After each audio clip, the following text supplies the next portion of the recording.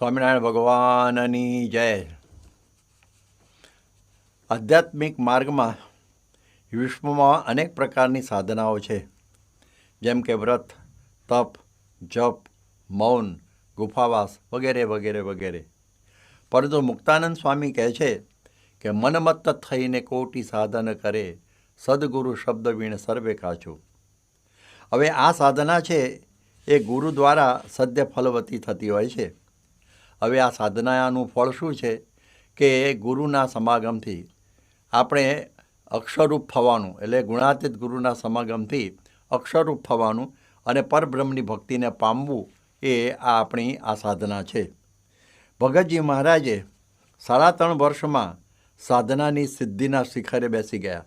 ભગતજી મહારાજ 3.5 વર્ષમાં સાધનાની સિદ્ધિના શિખરે બેસી ગયા. આપણા માટે તેઓનું જીવન એ રોલ મોડેલ, એટલે કે આદર્શ રૂપ બની રહેલું છે. વિક્રમ સંવત 1914 સાલ હતી અને એ વખતે સ્વામી સારંગપુર આવેલા ગામડાથી, અને એ વખતે નારાયણ કુંડની આગળ આ સાધનાનું બીજ રોપાયું. એ કેવી રીતે? તો ત્યાં સ્વામી ત્યાં બોલેલા કે પ્રાગજી, હૈયામાં જ્ઞાન ઘણું ભરેલું છે પણ કોઈ પાત્ર નથી. ત્યારે એ સમયની અંદર પ્રાગજી ભક્ત બોલાયેલા, સ્વામી હું પાત્ર. સ્વામી કહે, અલ્યા પ્રાગજી, મરણીઓ થાય ને ત્યારે આ તને મળે એવું છે. કે સ્વામી મરણીઓ થઈશ, પણ તને ખબર છે કે આમાં ઘર બાર મૂકવા પડે. મૂકી દઈશ. અને એ તૈયાર થઈ ગયો. જેમ કહેવાય છે, જો પરાગ હોય તો પુષ્પ રૂપે પ્રગટે, અને જો સંકલ્પ હોય તો સિદ્ધિ રૂપે પરિણમે. જેમ અમેરિકાવાળાઓને આમ ચંદ્ર ઉપર જવો તેવો સંકલ્પ થયો, અને એ ખરેખર પહોંચી પણ ગયા. એટલે આ પ્રમાણે સંકલ્પ બરાબર હોવો જોઈએ. અને હવે એની શરૂઆત થાય છે 1917ની સાલથી વિક્રમ સંવત સમજવાની. અને એ વખતે ફૂલદોલનો સમય આવવાનો હતો જૂનાગઢમાં. અને સ્વામીએ એ વખતે પ્રાગજીને કહ્યું, પ્રાગજી, ભગવત પ્રસાદજી મહારાજ હવે આ પ્રમાણે હવે રઘુવીરજી મહારાજની જગ્યાએ ગાદી આવેલા છે અને પહેલી વખત જૂનાગઢ આવે છે, તો આપણે સભા મંડપની અંદર શોભે એવી ચંદની બનાવવાની છે. 1000 રૂપિયાનું ખર્ચ થશે, પણ આપણી પાસે પૈસા નથી મંદિરમાં કશા. ત્યારે તારે એ બધું કરવાનું. અને પછી પ્રાગજી ભગતે આ બધા હરિભક્તોને મહિમા કહી 600થી વધારે રૂપિયા ભેગા કરી દીધા. પછી કોકીન પાસેથી જાડા કપડાને એ બધું પણ મંગાવી લીધું, અને પછી છપાવી પણ દીધી ચંદની. અને એ પછી હવે એને હવે આ પ્રમાણે ચંદની બનાવવાની શરૂઆત કરવાની હતી. એમ કહેવાય છે કે 10 દરજી 2 મહિને જે કામ કરે એમણે એકલાએ 41 દિવસની અંદર પૂરું કરી નાખેલું હતું. હવે એમનો નિત્યક્રમ કેવો હતો સમજવા જેવો છે.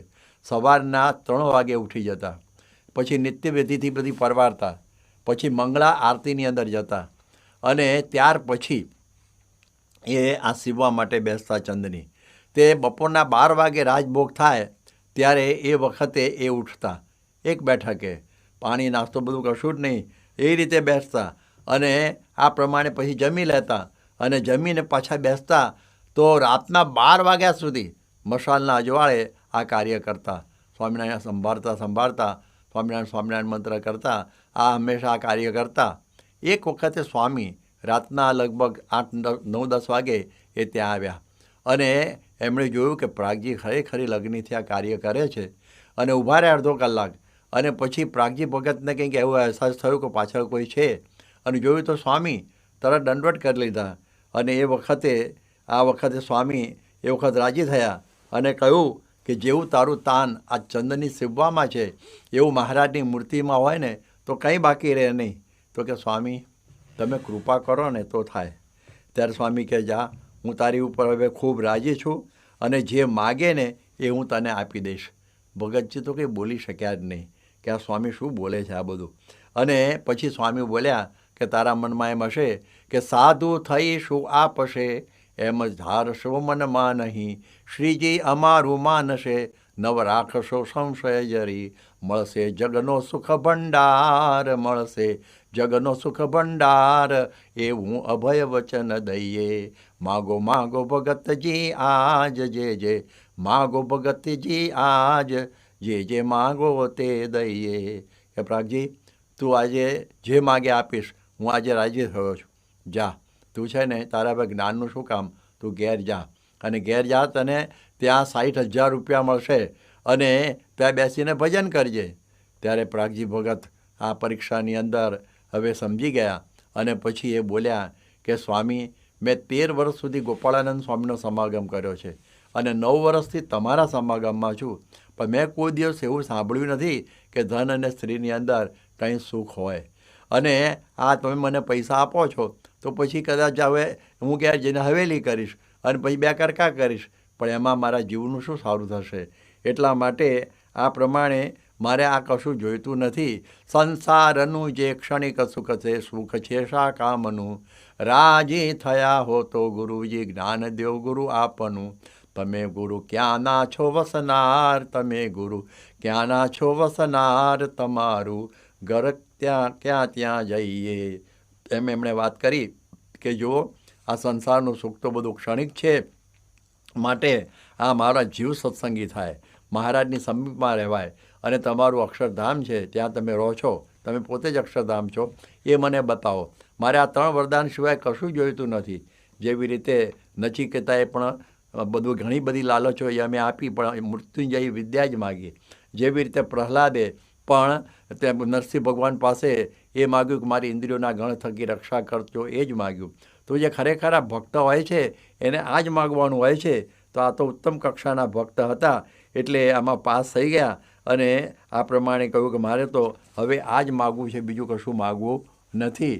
અને સ્વામી એમની ઉપર રાજી થઈ ગયા. હવે કસોટી શરૂ થાય છે બ્રહ્મરૂપ થવાની, અને એ વખતે હવે આ જ સાલ છે 1917ની, અને એ સમયમાં સ્વામીને હવે જૂની હવેલી ઉખેડી અને નવી હવેલી બનાવવાની ઈચ્છા હતી. અને એ સમયની અંદર સ્વામીએ પ્રાગજીને બોલાવ્યા અને કહ્યું કે જો ભાઈ, હવે પાયો ખોદવાનો છે, તારા મંડળમાં 2-3 જણ મૂકીએ છીએ અને પછી બીજું મંડળ તો મેં 10-12 જણ મોકલેલા. સ્વામી કંઈ બોલ્યા નહીં, પ્રાગજી ભગત કંઈ બોલ્યા નહીં, જેવી સ્વામીની ઈચ્છા. અને એમણે જે ખોદ્યું તો 1.5 હાથની અંદર છીપર આવી ગઈ, એટલે પાકો પથ્થર. અને પેલા બધાએ 2-2 માથાળા ખોદ્યું, ત્યારે માંડ છીપર આવી. ત્યારે સ્વામી બોલ્યા કે પ્રાગજીના પક્ષમાં મહારાજ છે તો આ કાર્ય સરળ થઈ ગયું, એવી વાત બની. હવે મંદિર છે ને એની સામે રોડ છે અને એની પેલી બાજુ આપણી એક વાડી છે, આજે પણ છે. અને એ વાડીની અંદર બધો સરસામાન ને બધું પડ્યું રહે. અને એ વખતે ત્યાં રેતી હતી, એ રેતી લાવવાની, પછી રેતીને ધોવાની અને પછી ચૂનાની સાથે મેળવવાની હોય છે. એટલે એ રેતી બધી લાવવાની, ધોવાની, આમાં જેટલા એને મોકલેલા સાથે એ બધા એક ખસી ગયા. અને પછી પ્રાગજી ભક્તએ એકલાએ આ બધું કાર્ય પાર પાડ્યું. અને ત્યાર પછી શું થયું કે આ બધા છે ને કે એ સમયમાં એટલે શું, પેલી રેતી લઈ દોડી અને મંદિરમાં લાવી અને ત્યાં ઢગલો કરે. હવે આ પ્રકારની સેવા એમણે કરવા માંડી. હવે ત્યાર પછી બીજું મહાન કાર્ય હતું, આ ચૂનાના પથ્થરો ત્યાંથી લાવવાના, વાડીમાંથી એ લાવીને અહીં નાખવાના હતા. હવે એ સમયમાં તો બધા જ છટકી ગયા કે આ તો બહુ ભારે કામ કહેવાય. અને બધા આગાપા થઈ ગયા કે સ્વામી એકલો બધો ઉપાડીને લાવીશ. બધા 10-10 મણની કહે છે, કોઈ 6 મણની, કોઈ 12 મણની, કોઈ 5 મણની, એવી ગુણો કહે છે, ભલે ગમે તે, પણ બહુ ભારે ગુણો એની ઉપર નાખવામાં આવતી. અને બધાને પ્રાગજી માટે બહુ તેજો દ્વેષ હતો કે આ ગુણાતીતાનંદ સ્વામી એના અક્ષરપણાનો મહિમા કહે છે, સ્વામીનો આ લાડીલો છે. અને આ પ્રમાણે એ તેજો દ્વેષને લઈને બધાને એમ થાય કે આ મરી જાય તો સાલ જાય, એવી પ્રકારથી એને મારી નાખવા માટે આવી બધી ગુણો એની ઉપર નાખતા. આ આધ્યાત્મિક માર્ગમાં આવું બધું હંમેશા વિઘ્નો આવે જ છે, ભાઈ સમજી રાખવાના હોય છે. અને એવી રીતે આ પ્રમાણે બધા જતા. છતાં વિશેષ તો વાત એ હતી કે કોઈ પણ સાધુનો પ્રાગજી ભગતના અવગુણ આવ્યો નથી કે મને કેમ આટલા બધા હેરાન કરે છે બધા. એ તો એમ જ સમજતા કે આ મારી બધી કસોટી જ છે. હવે આ બધા પથ્થરો બધા આવે. હવે આ પથ્થરોની પહેલાં તો આ પ્રમાણે ભઠ્ઠીમાં ચૂનાને પકાવવાનો હોય, પછી ચૂનાને કાલવવાનો હોય, આવી બધી પ્રક્રિયાઓ બધી થતી હોય છે.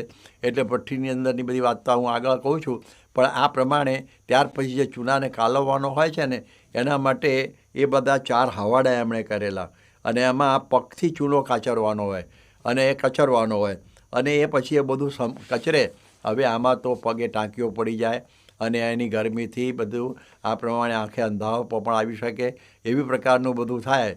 એટલે એ પ્રકારની આ તૈયારીમાં આ પ્રાગજી પડેલા. એટલે કે રાજી કરવા છે ભગવાનને અને સંતને, તેના માટે શું ના થાય.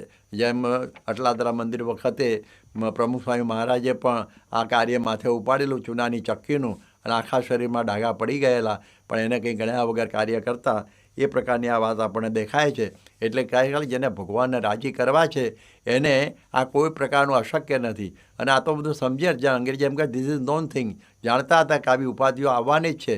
એટલા માટે બ્રહ્માનંદ સ્વામીનું પદ એમના હૃદયમાં હતું, રે સમજ્યા વિના નવ નિસરીએ, રે હોડે હોડે જુદ્ધે નવ ચડીએ, ને ચડીએ તો કટકા થઈ પડીએ, રે શિર સાટે નટવરને વરીએ, રે પાછા તે પગલા નવ ભરીએ, રે શિર સાટે નટવરને વરીએ. આ શિર સાટાનો ખેલ હતો. સમજ્યા વગર નીકળ્યા નહોતા. એ સમજતા હતા કે આ માર્ગ બહુ અઘરો છે. જેમ ઉપનિષદ કહે છે ક્ષુરસધારા નિશ્ચિતાર દુરત્યા દુર્ગમ પથસ્તત કવયો વદંતી. અત્યંત દુર્ગમ પથ છે, એની ઉપર આ ચાલવાનું છે, જેની પરીક્ષા અત્યારે ચાલી રહેલી છે. એટલા માટે આ કહેવાય છે કે obstacles for them who are of the goal. જે નિશાન ઉપરથી જેની નજર હટી ગઈ છે એના માટે વિઘ્નો સિવાય કંઈ દેખાતું નથી, પણ જેની નિશાન ઉપર નજર હોય છે એને વિઘ્નો કોઈ દેખાતા નથી. જેમ કહેવાય છે કે આ વિલિયમ શેડ નામના એક ચિંતકે લખેલું છે, a ship in harbour is safe. જે કિનારા ઉપર હોય છે ને ત્યાં આગળ એ જે વાણ છે ને એકદમ સહી સલામત હોય. કિનારા ઉપર શું થવાનું છે તો ત્યાં જ ઊભું હોય, પરંતુ છે ને but that is not what ships are build for. કે આ જે કિનારા ઉપર ઊભા રાખવા માટે પ્રદર્શન માટે આ બધા વાણો બનાવેલા નથી. એને તો મધદરિયો પાર કરી અને પછી સામે કિનારે પહોંચવાનું હોય છે, અને એમાં પવનના બધા તોફાનોની સામે ઝઝૂમતા આગળ જવાનું હોય છે. એટલા માટે આ પ્રમાણે આ બધું સમજેલું છે પ્રાગજી ભગતે. બધા કોઈ હિતેવ છું એને કહેતા કે લા પ્રાગજી તું આંધળો થઈ જઈશ આ ચૂનાની ગરમીથી. તો હું કહેતા કે આ ગુણાતીત ઉપર આ દેહ કુરબાન છે, એવી વાત કરતા. હવે પછી એને સ્વામીએ કહ્યું કે પ્રાગજી આ તો બધું બરાબર છે, આ બધું કામ કરે છે, પણ લોયાનું પાંચમું છે ને તારે હવે સિદ્ધ કરવાનું છે. કે લોયાના પાંચમામાં શું છે કે બાહ્ય ઇન્દ્રિયોને જીતવા માટે તારે હવે વ્રત કરવાના છે, અને તપ કરવાનું છે, આહારનું નિયમન કરવાનું છે, ટાળ તડકો સહન કરવાનું છે, ભૂખ તરસ સહન કરવાનું છે. આ બધું તારે કરવું પડશે. કે સ્વામી કરીશ જ હવે. અને એમણે એક વ્રત આદર્યું કે 2 દિવસના નિર્જળા ઉપવાસ કરવાના, અને પછી ત્રીજે દિવસે એક જ વખત જમવાનું અને આ કાર્ય કરવાનું. કોઈક વખત સ્વામી રાજી થઈને બહુ તાવ જેવું આવી ગયું હોય કંઈ કદાચ અથવા પેલું થયું હોય તો લાડુ આપતા કોઈ સવારે કોઈક વખતે, પણ આ કાર્ય એણે શરૂ કર્યું. ધારણા આ પૂરું થાય, આ વ્રત પછી ધારણા પાણી શરૂ થાય. 1 દિવસ જમવાનું, 1 દિવસ નિર્જળા ઉપવાસ, અને એક વખત પાછું એમાંય જમવાનું. અને એ પ્રમાણે કાર્ય શરૂ કર્યું. પછી ગળ્યું ચીકણું તો ખાવાનું જ નહીં, અને એક જ વાર જમવાનું. આ બધી વાતો એમણે શરૂ કરેલી છે. અને હવે સ્વામી કહે છે એલા પ્રાગજી હવે અંતઃકરણની શુદ્ધિની શક્તિ વધારવી છે. હવે આ બાહ્ય ઇન્દ્રિયો તો જીતવાની વાત મેં કરી, પણ અંતઃકરણની શક્તિ વધારવાની છે. અને શુકજીના જેવી જો સિદ્ધ દશા પ્રાપ્ત કરવી હોય તો ગઢડા મધ્ય પ્રકરણનું 20મું વચનામૃત છે ને એ તારે સિદ્ધ કરવાનું છે. અને એમાં તપ નિવૃત્ત ધર્મ અને વૈરાગ્યની વાત આવે છે, એ પરાયણ તમારે થવાનું છે. ખોડાભાઈ બ્રહ્મટ એમના કાવ્યમાં લખે છે, તપ ત્યાગને વૈરાગ્યથી નિવૃત્તિ ધર્મને આશરો, આ સાધુમાં જીવ જોડીને તન મન થકી સેવા કરો, ત્યારે સિદ્ધ દશાને પમાય, ત્યારે સિદ્ધ દશાને પમાય, તમે જે માગ્યું તે દઈએ. એટલે એમણે કહ્યું કે તારે આ સિદ્ધ કરવું હોય ને તો આ બધું કરવું પડે. દેહની પરવા તજી ગરબાર છોડી અહીં રહો, આ સાધુ અમરાજી પોતો છે અનેરો, વચન એ ચિત્તમાં ધરો, તમારો બળિયો જીવ ગણાય, આ તમારો બળિયો જીવ ગણાય, આવું માગ્યું નહીં કોઈએ. શરૂઆતની આ વાત છે કે તારો ખરેખરો બળિયો જીવ છે, આ બધું છોડીને તું અહીં આગળ આવી ગયો છું. તપ ત્યાગની અંદર પણ હવે તને મેં કહ્યું એ પણ એમાં તૈયાર થઈ ગયો છું. એટલે હું તારા ઉપર બહુ જ રાજી છું. એટલા માટે આ કાર્ય હવે આ તારે કરવાનું રહેશે. એટલે આ વાત થતી. ગુણાતીતાનંદ સ્વામીએ ત્યાં કથા વાર્તાનો અખાડો જમાવેલો ગુણાતીત ત્યાં જુનાગઢમાં. એટલે 24 કલાક કથા ચાલુ રહે, 3 કલાકે પુરાણી બદલાય. છેલ્લે તો ગુણાતીતાનંદ સ્વામી ભગતજી બે જ હોય રાતના 3-4 વાગે 3 વાગે. હવે એ વખતે ભગતજી મહારાજને બધા વચનામૃતોના અર્થો સ્વામી સમજાવતા અને એ પ્રમાણે સમજી લીધા હતા. પછી મટકા રહિત માળા કેવી રીતે ફેરવવી એકાગ્રતા થઈને એ પણ સ્વામીએ શીખવાડેલું. બધી યોગિક ક્રિયાઓ બધી છે એ પણ એને સ્વામીએ બરાબર સારી રીતે એ બધું શીખવાડેલું હતું. એટલે આવી બધી વસ્તુઓ એમને બધી સિદ્ધ કરાવી દીધેલી અને બધા વચનામૃતો સિદ્ધ કરાવી દીધેલા. અને એ સમયમાં 1 કલાક જ ઊંઘતા અને એ રીતે રહેતા. અને આપણે જોયું કે ત્યાં એ વખત વિષ્ણુવલ્લભદાસ સ્વામી હતા, પછી નરનારાયણદાસ સ્વામી હતા, બ્રહ્મચારી આત્માનંદ સ્વામી હતા, જાગા સ્વામી હતા. એ કહેતા અમે કોઈ દિવસ ભગતજીને સૂતા જોયા જ નથી. ગોરખ આસન વાળીને કલાક હોઈ રહેતા હશે ખૂણામાં. એવી રીતનું એમનું જીવન હતું. અને આ પ્રકારે એમણે ગુણાતીતને રાજી કરવા માટે 5 પ્રકારની સાધના છે ને એમણે એ વખતે ઉપાડેલી. એ 5 પ્રકારની સાધના સમજવા જેવી છે. એક તો એક અનુવૃત્તિ, કે જે સ્વામીની જે પ્રકારની અનુવૃત્તિ હોય એ પ્રમાણે કરવું. વૃત્તિની પાછળ અનુવૃત્તિ એટલે ભક્ત્યાનુવૃત્ત્યા, એમ ભાગવતની અંદર ઋષભદેવે પોતાના પુત્રોને વાત કરી છે. હંસે ગુરો મયી ભક્ત્યાનુવૃત્ત્યા, કે હંસો એટલે હું પોતે, પરમહંસે હું હંસે મયી, અને એટલે ભગવાન હતા 8મો અવતાર, અને ગુરુમાં અનુવૃત્તિ કરવી એનું નામ શું કહેવાય? આ ભક્તિ. એટલે જેમ કે એમ કે, જેમ કહે એમ એ કરે એનું નામ કહેવાય અનુવૃત્તિ કહેવાય. એટલે એને વારે વારે કહેવું ના પડે. બીજી છે ગુરુને વિશે આત્મબુદ્ધિ. આ પણ એક બહુ મોટું સાધન છે કે આત્મબુદ્ધિને પ્રીતિ બંને લઈ દી અંદર. તો એવી દ્રઢ પ્રીતિ એ પણ ભગવાનને સાક્ષાત દર્શન કરવાનું સાધન છે. તો એ પણ એક સાધન છે. પછી ત્રીજું છે સેવા, જે અત્યારે ચાલી રહેલી છે ભગતજી મહારાજની. એ પણ મન કર્મ વચનથી તન મન ધનથી સેવા કરવી એ એક પ્રકારની સેવા કહેવાય છે. અને ત્યાર પછી છે મહિમા. આપણે બધી સેવા કરીએ પણ એમના મન સાથે મહિમા પણ જોઈએ. જેમ તમે કચરો વાળતા હોય અને કોઈ કહે શું કરો છો, તો કે આ તો વળગાડ્યું છે એટલે કરું છું. એ પછી સેવા ખરી પણ મહિમા એમાં નથી, એ પણ સમજવું. અને ત્રીજું મહત્ત્વનું એ છે નિર્દોષ બુદ્ધિ. નિર્દોષ બુદ્ધિ એટલે શું કે ગુરુની અંદર કોઈ મનુષ્ય ભાવ છે જ નહીં. એમનું બધું જ દિવ્ય છે. એમનું બોલવું, ચાલવું, આજ્ઞા કરવી, જે કંઈ હોય એ બધું દિવ્ય છે. મનુષ્ય છે જ નહીં એવી પ્રકારની અખંડ દિવ્ય ભાવ એની અંદર હોય. એ પણ એ પાંચમી. આ 5 વૃત્તિ એમને બરાબર સિદ્ધ કરેલી. એક વખતે મંદિરની અંદર છે ને આ બધા સ્વામીએ વાત કરી, તું મંદિરમાં જા, 200 પાવડા અને 500 ટોપલા છે ને એ તો લઈ આવ. હવે એ વખતે તો મંદિરમાં એટલા પાવડાએ નહોતા અને ટોપલાએ નહોતા. એટલા લેવા દોડ્યો. બધા હસવા માંડ્યા, પ્રાગજી વિચાર તો કર, મંદિરમાં ક્યાં છે આવું બધું? એ કહે છે ભાઈ સ્વામીએ કહ્યું એટલે ગુરુનું વચન છે એટલે આપણે ત્યાં જવાનું જ, એમ કરીને લેવા ગયા.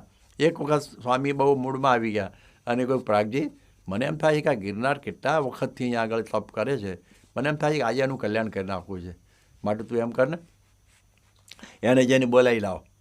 હવે એ તો તરત પડવાની તૈયારી કરી.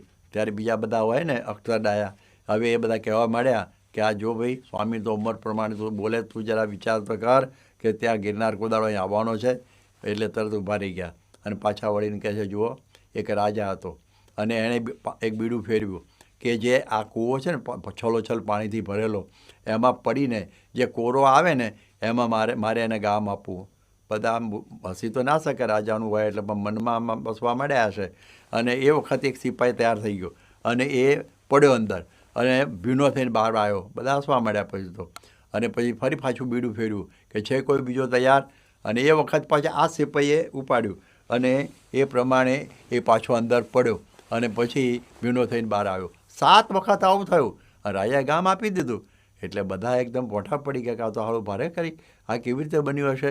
ત્યારે પછી એણે કહ્યું, લ્યા તું કેવી રીતે પડ્યો? તને તો ખબર તો હતી કે આમાં જઈને પડીને ભીના કોરા ન આવે, કે મને ખબર જ હતી, છતાં કેમ પડ્યો? કે મારે મારા રાજાનું વચન હેઠું પડવા દેવું નહોતું.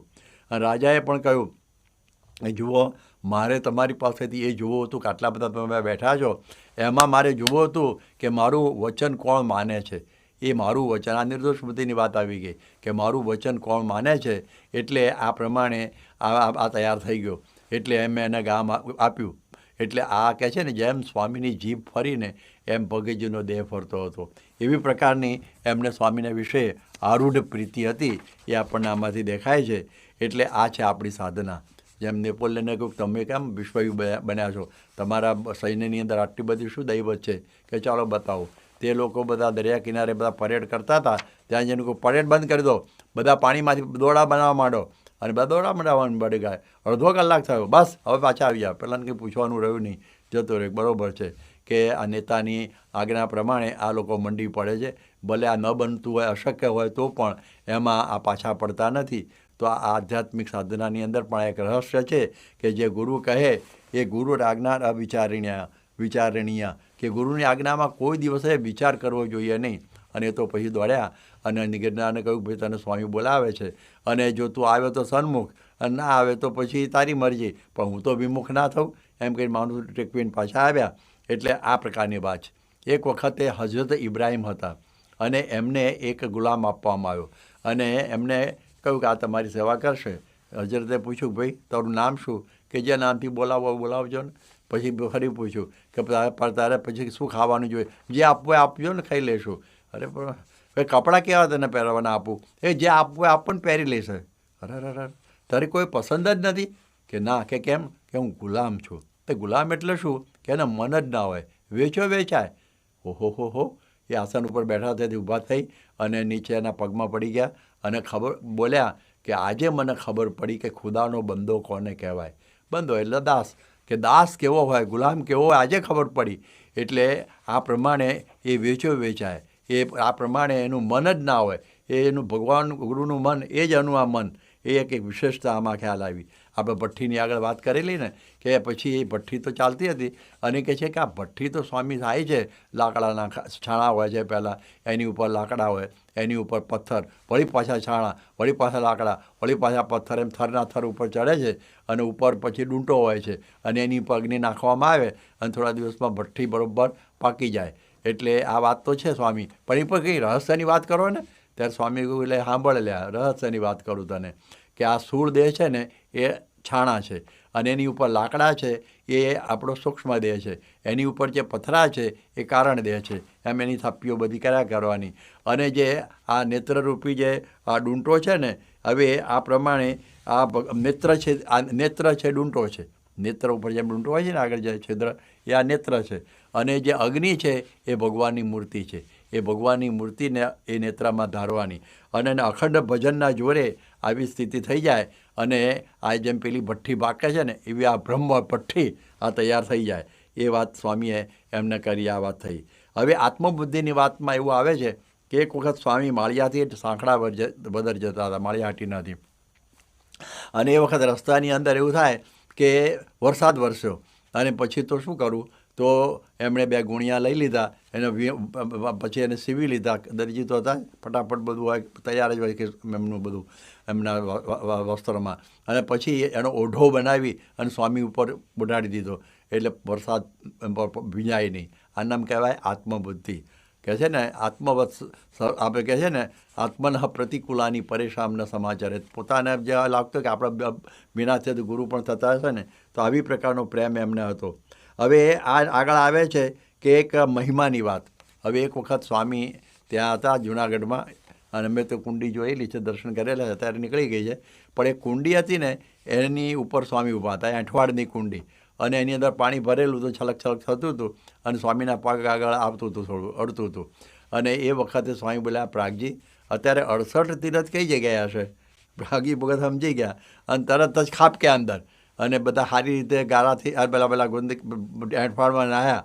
અને પછી સ્વામી કહેલા, પ્રાગજી ઊભો થા, હવે સારા પાણીએ નહીં લે. તો જો આનું નામ કહેવાય આ મહિમા.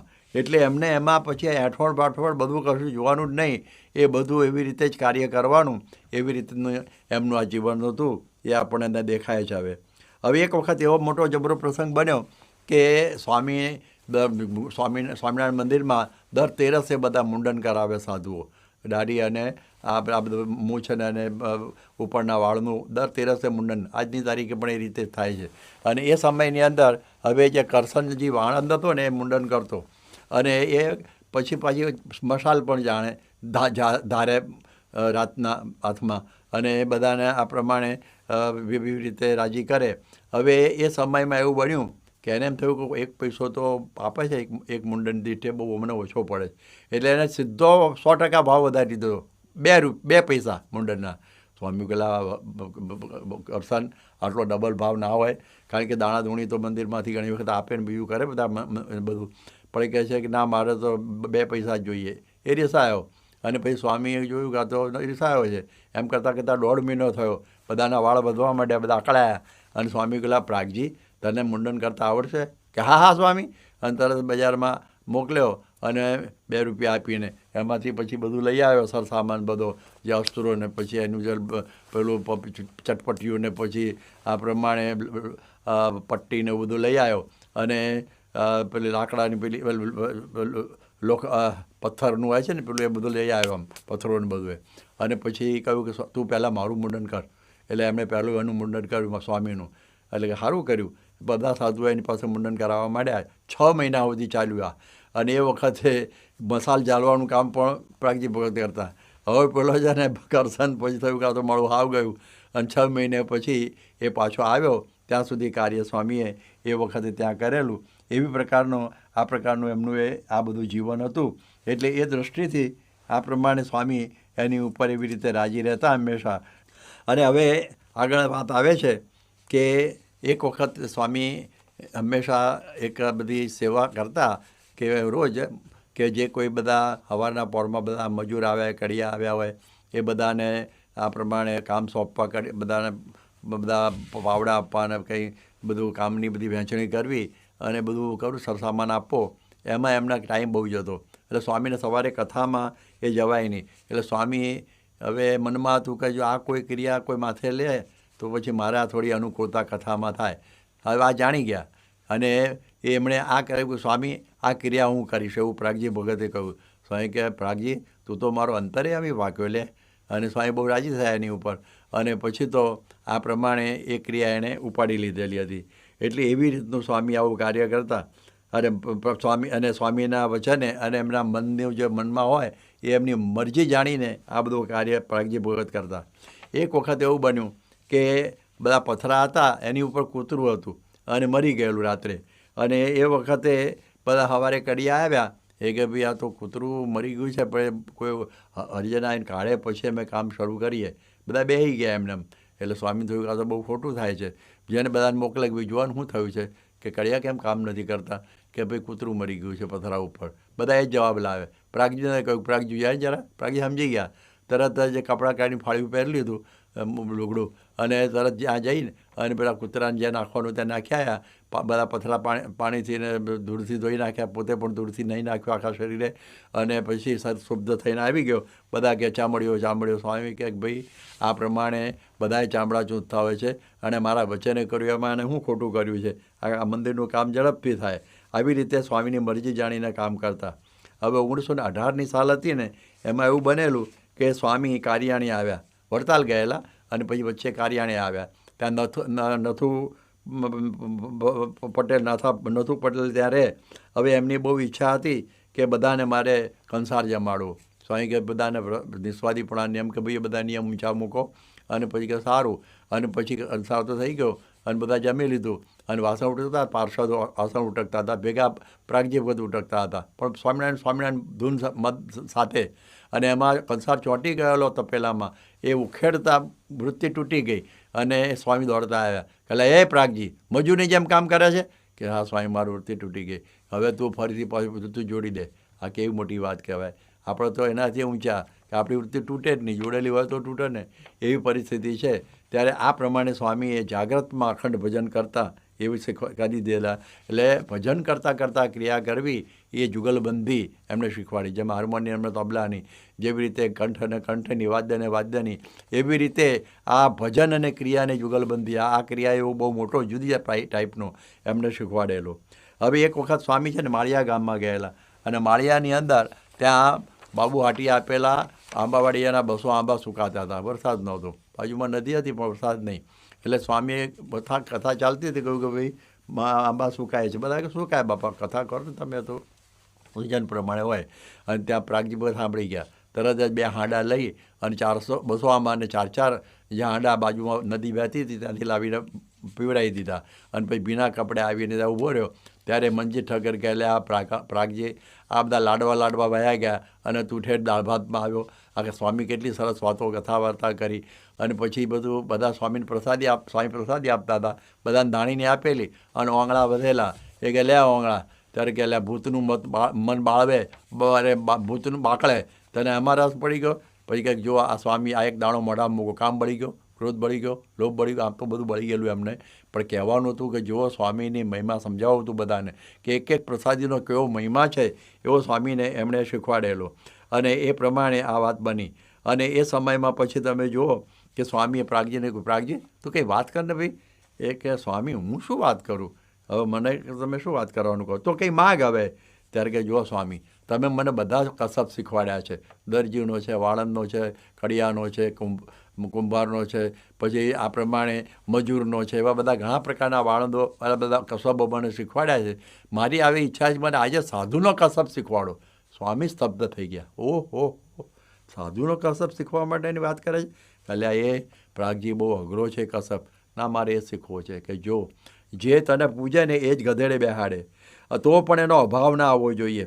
હવે એ સાધુનો કસબ, ઇન્દ્રિયોની વૃત્તિને પાછી ખેંચવી, રૂપમાં જાય તો એમાંથી પાછી ખેંચવી એ સાધુનો કસબ, જીભ છે સ્વાદમાં જાય તો પાછી ખેંચવી સાધુનો કસબ. અને વળી કહે છે કે પ્રથમના 24 સૂચના પ્રમાણે ચાહે મારી ઉપર કોઈ ધૂળ નાખો, ગધેડે બેસાડો, હાથીએ બેસાડો, આ તો મારે સંભાવ છે. કચરો ને કંચન એમાં મારે સંભાવ છે. બાળ યુવા અને વૃદ્ધ સ્ત્રી એમાં સંભાવ છે. અને એવી રીતે વર્તે તે સાધુનો કસબ. જેમ મ્યાન અને તલવાર નોખા ખખડે છે એમ દેહના આત્મા જુદા ખખડે એ સાધુનો કસબ. મધ્યના 21મા પ્રમાણે આ ભગવાનના સ્વરૂપને જેવું છે એવું સમજાઈ જાય અને કામાથી સહજ જીતાઈ જાય એ સાધુનો આ કસબ છે. વળી ભ્રમરૂપ થઈને પરબ્રહ્મની ભક્તિ કરવી એ સાધુનો કસબ છે. અને પછી કહે છે સાંભળ ભાઈ, જેમ માખણના પીંડામાં જેમ કાંકરી ચોંટી જાય એવી રીતે વૃત્તિ ભગવાનમાં ચોંટી જાય એ સાધુનો કસબ. અને આવી રીતે જો સિદ્ધ થાય તો પ્રથમ 27ના વચનામૃત પ્રમાણે સર્વ ઇન્દ્રિયોમાં ભગવાન નિવાસ કરીને રહે. એના પગમાં ચાલનારા ભગવાન, એના નેત્રમાં જોનારા ભગવાન, અને પછી એ બીજાના દોષ પણ ટાળે. અને પ્રથમના 44 પ્રમાણે એવો સાધુ સહજાનંદ રૂપ છે. હવે આ ત્રણેય અવસ્થાની અંદર હવે ભજન કરવાનું શીખ. અને એ શીખી ગયા. એક વખતે બાળમુકુંદ સ્વામીએ કહ્યું જાઓ ને પેલા પ્રાગજીને બોલે આવો ને, ઊંઘે છે, કંઈ સૂતા હશે કંઈ. તો પછી કહ્યું પ્રાગજી બધું ઉઠો, પ્રાગજી બધું ઉઠો. પણ ના ઉઠ્યા, કે તો ઘોર નિદ્રામાં છે. અરે કે ના હોય, મુમુક્ષુને તો કાગ દીધા હરણ ફડકો હોય. શું બોલતા હતા કે પ્રાગજી ભાઈ એમ નહીં, ગુણાતીત ઉઠો. અને જ્યાં બોલ્યા ફટ કરતા ઊભા થઈ ગયા. ત્રણેય અવસ્થામાં ગુણાતીત ધ્યાન એમને. એટલે એવી રીતે એકાગ્રતા એ ધ્યાન નથી, પરંતુ તન્મયતા, ગુરુમય બની જવું ને એ ખરેખર ધ્યાન એમને સિદ્ધ થઈ ગયેલું. માના ભગત આમ તો સ્વામીના વિરોધી ગઢડેથી આવેલા અને કે સ્વામી આ પરણેતર મૂકીને આવ્યો છે, એને હવે બહુ તાવો નહીં અને હવે એને આપી દો જ્ઞાન. એ કે હું તો બધું કરીશ અને આવું જ કરાવીશ, એને રહેવું હોય તો રહે, નહીં તો મહુવાનો માર્ગ એ મોકળો છે. એવી રીતનું સ્વામી બોલેલા. અને એ વખતે તમે જુઓ કે એક વખતે લોધિકાના અને ગણોદના અને બધા ગરાસી આવીને બેઠેલા. અને એ વખત સ્વામી કહે જુઓ કેળે તો કેળા પાકે, એ વાત તો સાચી જ છે, પરંતુ થોરે કેળા પાકે. જો આ પેલો દરજીનો છોકરો ચૂનો ખૂંદાય છે ને એ દરજીનો છોકરો, પણ મને એને રાજી કરી લીધેલો છે, તો આજે એવી સ્થિતિને પામી ગયેલો છે. એટલે એ વાત સ્વામીએ કરી. સ્વામી હવે જોયું કે પાત્ર ઘડી ગયું છે અને બ્રહ્મરસ રેડવાનો છે. હવે એમણે ભગતજીએ અનુવૃત્તિથી, આત્મબુદ્ધિથી, મહિમા સેવાની નિર્દોષ બુદ્ધિથી સ્વામીને ખરેખર રાજી કરી લીધેલા. હવે એમ કરતાં કરતાં 1920ની સાલ આવી અને 3 મહિનો આવ્યો અને એ વખત તો બ્રહ્મરસ રેડાઈ ગયો. હવે સાક્ષાત્કારનો સમય આવ્યો છે. હવે નવી ધર્મશાળા છે ને એમાં લઘુનો ખાડો છે. એની પાસે એક ઓરડાની અંદર સ્વામીએ પ્રાગજી ભગતને કહ્યું કે તું ત્યાં બેસ. 9 દિવસ સુધી એને બેસાડ્યો. અને એ સમયમાં સ્વામી કહ્યું તો બરાબર બેસજે અને આ ભજન કરજે. એ કે સારું સ્વામી. એટલે અખંડ ધ્યાનની અંદર બેસીને ભજન કરતા હતા. 10મે દિવસે સ્વામી ઓરડામાં આવ્યા કે પ્રાગજી કંઈ દેખાય છે કે સાધુ દેખાય છે ને ભજન કરું છું. ઠીક છે. પછી સ્વામી કહે તું આજે સાવધાન રહેજે. અને એ જ રાતના 11 વાગ્યા પછી એકદમ તેજનો ફુવારો છૂટ્યો. અવિનાશી સુખના ફુવારા ફૂટવા માંડ્યા અને એમાંથી રમણીય, કમનીય, મનોહર, સૌમ્ય મૂર્તિ ભગવાન સ્વામિનારાયણની ભગવા વસ્ત્રની અંદર એને દેખાઈ. આનંદ આનંદ આનંદ વ્યાપી ગયો, ગદગદ થઈ ગયો. ઓહો ઓહો, મારી ઉપર આવી કૃપા કરી. 5 કલાક આ સ્થિતિ રહી, પરમ શાંતિ એને થઈ ગઈ. અને એ વખતે બોલ્યો કે મહારાજ મને તો તમે નિહાલ કરી દીધો, નિહાલ કરી દીધો. મહારાજે કહ્યું જો અરે તને ગુણાતીત સ્વામીના પ્રતાપથી આ સુખ મળ્યું છે એવું સ્વામી બોલ્યા. અને પછી થોડી વાર થઈ અને ત્યાં તો સ્વામી આવી ગયા અને બારણું ખટખટાયું, પ્રાગજી દરવાજો ઉગાડ. અને એમણે દરવાજો ઉગાડ્યો અને પછી કે શું થયું કે સ્વામી આ મહારાજના દર્શન થઈ ગયા, હું તો ન્યાલ થઈ ગયો. પણ એક પ્રશ્ન છે. શું પ્રશ્ન છે? કે એ છે ને ભગવા વસ્ત્રમાં મહારાજના દર્શન થયા. મહારાજ તો જરિયાની વસ્ત્રોને બધું પહેરે છે. એ કે વાત તારી સાચી છે, પણ તારે સાધુ સાથે હેત છે ને, એટલે એવી રીતે ભગવામાં દર્શન થયા. હવે ફરી અંતરમાં તું જો. અને ફરી અંતરમાં જોયો તો વળી પાછું જરિયાના વસ્ત્રોની અંદર મહારાજના દર્શન એને મૂર્તિમાન થઈ ગયા. રાજી રાજી થઈ ગયો, ખુશ ખુશ થઈ ગયો. મહારાજ કહે, હવે એ વખત મહારાજ એને કહે છે કે પ્રાગજી ત્યાં સ્વામીને વશ કર્યા, હું સ્વામીને વશ છું, હવે તારે વશ જા. અને આ પ્રમાણે ભગવાન એને વશ થઈ ગયા. ભગવાન એને વશ થઈ ગયા, અખંડ વશ થઈ ગયા. એટલે મહારાજના કર્યા પણ વિમુખ ન થાય એવી વાત સ્વામી એમાં ભગતજી કરતા. એવી પ્રકારની સ્થિતિ એને થઈ ગઈ. 200-300 સાધુઓ જુનાગઢમાં રહેતા, એ રહી ગયા. અને આ એક દરજીનો છોકરો આ માલમાની પામી ગયો.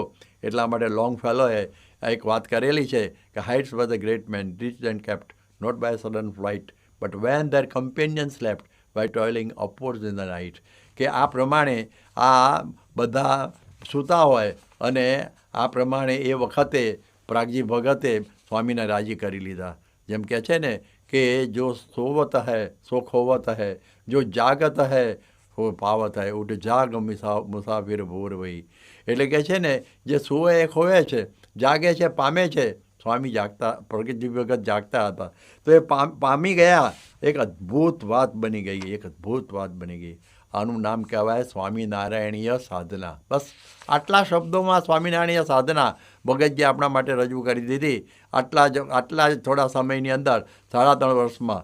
કે કહે છે ને કે આ પ્રમાણે એનું રોલ મોડલ સ્વામી ભગતજી મહારાજ બની ગયા. આ જો આ સાધના સિદ્ધ ન થાય તો જન્મના જન્મો હોઈ જાય ને તો આ સિદ્ધ ન થાય. અને જો સિદ્ધ થાય ગુરુના પ્રતાપે તો પછી 3.5 વર્ષમાં પણ આ સ્થિતિ પ્રાપ્ત થઈ જાય, બ્રહ્મ સ્થિતિ થઈ જાય. એટલા માટે ભગતજી માટે એક શબ્દ આપણે બોલીએ કે બ્રહ્મ ભઠ્ઠીમાં ખીલેલું બ્રહ્મ પુષ્પ એટલે ભગતજી. બ્રહ્મ ભઠ્ઠીમાં ખીલેલું બ્રહ્મ પુષ્પ એટલે ભગતજી. કોઈએ સ્વામીને એક વખત કહેલું, સ્વામી તમે આજે જ્ઞાન આ દરજીના છોકરાને આપ્યું, એના કરતાં કોઈ બ્રહ્મચારી જો સાધુને આપ્યું હોત તો સારું થાત, અને હવે આ તમે પાછું ખેંચી લો. ત્યારે સ્વામી કહે છે કે શું વાત કરો છો? એને આ પ્રમાણે જેને ઐશ્વર્ય આપતા આવડતું હોય ને એને પાત્ર ઘડતા પણ આવડતું હોય. મેં એવું પાત્ર એનું ઘડી દીધેલું છે. અને આ કંઈ ઠોઠ બોઠ્યું નથી, ખરા રાજીપાણું છે, પાતાળે પાયા છે. એટલે આ જ્ઞાન એમ ખેંચી લેવાય એવું નથી. એટલે આ પ્રમાણે કહે છે કે જેને ઐશ્વર્ય આપતા આવડતું હોય એને પાત્ર ઘડતા આવડે. આ પાત્ર ઘડી દીધું, બ્રહ્મરસ રેડી દીધો અને અંદર પુરુષોત્તમ નારાયણ પ્રગટ કરી દીધા. આ એક અદ્ભુત કાર્ય બની ગયું. આ બ્રહ્મપુષ્પ એટલે ભગતજી. આ બ્રહ્મપુષ્પ જીવનભર કર્મ આવ્યું નથી હો. એવર ગ્રીન, એની નજાકત, પ્રફુલ્લિતતા અને સૌરભ એવી ને એવી જ રહી છે. ભગતજીને ખૂબ જ અપમાન થયું છે, આ બધા જાણો છો. ખૂબ જ અપમાન થયેલું છે. અને એમાં સુખ દુઃખ પણ બહુ આવ્યા છે, ઝેર પણ આપવામાં આવ્યું છે, એમને વિમુખ પણ કરવામાં આવ્યા છે, એમનું સન્માન પણ થયેલું છે. પણ આપણને ખબર છે જુનાગઢમાં છેલ્લે 53ની સાલમાં પણ ગમે તે પરિસ્થિતિમાં એક સરખી સ્થિતિ. અને એમાં આ ગમે તે પરિસ્થિતિમાં એ હંમેશા ખીલેલા રહેતા, પ્રફુલ્લિત હંમેશા રહેતા. ભગતજીએ હવે જોઈએ કે જે ભગતજીને જે ગુણાતીત ગુરુ મળેલા ને ભાઈ, એ જ ગુણાતીત ગુરુ મહંત સ્વામી મહારાજ રૂપે આપણને મળ્યા છે. એ જ ગુણાતીત ગુરુ આપણને મળ્યા છે. હવે બાકી શું રહ્યું? તો બાકી આટલું જ રહ્યું, ભગતજી જેવા થવાનું. હવે મહંત સ્વામીને 5 રીતે એટલે અનુવૃત્તિથી, એમનામાં અનુવૃત્તિ, આત્મબુદ્ધિ, મહિમા, સેવા અને નિર્દોષ બુદ્ધિથી સેવીને આપણે થઈએ ભગતજી જેવા.